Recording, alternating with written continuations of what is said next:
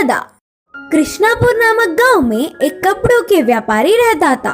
उसके पास एक गधा भी था। वह रोज गधे के ऊपर ही कपड़ों की पोटली बांधकर पूरा गांव में घूमते हुए कपड़े बेचता था। वह गधा भी कितना भी बार उठा लेता। ऐसे सुबह से शाम तक मेहनत करने पर अच्छे लाभ आते। उसके व्यापार की अच्छी सी वृद्धि करने वाली गधा तो उसे बहुत पसंद थी, इसीलिए उसे बहुत ध्यान से रखता था। एक बार व्यापारी को भारी रकम से कपड़े खरीदने के लिए विदेश जाना पड़ा। उसी समय में गांव-गांव घूमकर कपड़े बेचने के लिए और साथ ही साथ गधे की देखभाल करने के लिए एक आदमी को काम पर रख लिया। सारी जिम्मेदारियां उसे सौंपकर व्यापारी विदेश चला गया।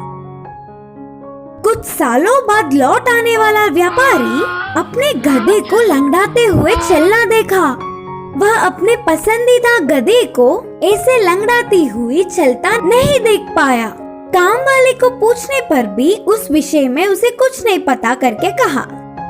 फिर वह व्यापारी ने उस गधे को बहुत सारे चिकित्सकों को दिखाया, फिर भी कुछ फायदा नहीं मिला। गधे को देखने वाला कोई भी वह क्यों ऐसे लंगड़ाती हुई चल रही है, इसका कारण नहीं बता पाया। ऐसे कुछ समय बीतने के बाद उस गांव में एक साधु आया।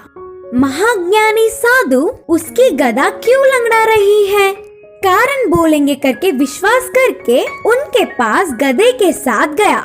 पूरे विषय जानने वाला साधु इस गधे की देखभाल करने वाले को इधर ले आओ करके कहा। तब तुरंत व्यापारी ने काम वाले को बुलवाया। काम वाले को आते देख, सज्जन, तुम्हारे गधे को ये लंगड़ापन किसी भी रोग से नहीं आया, बल्कि उसे देखो, वह लंगड़ा है। उसके साथ रहने वाले को ये गधा बहुत ध्यान देकर उसके जैसे ही करने पर लंगड़ी हुई। बोलते हुए विवरण दिया। हमारे आसपास के रहने वालों का प्रभाव हम पर ही ज्यादा पड़ता है। अगर हमेशा के लिए उसकी लंगड़ापन को दूर करना है तो पहले उस काम वाले आदमी को बदलना होगा।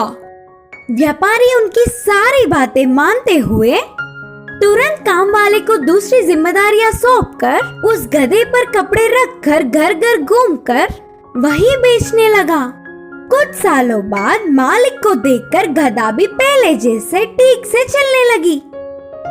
इस कहानी की सीख है कि हमारे आसपास रहने वालों का प्रभाव हम पर जरूर पड़ता है।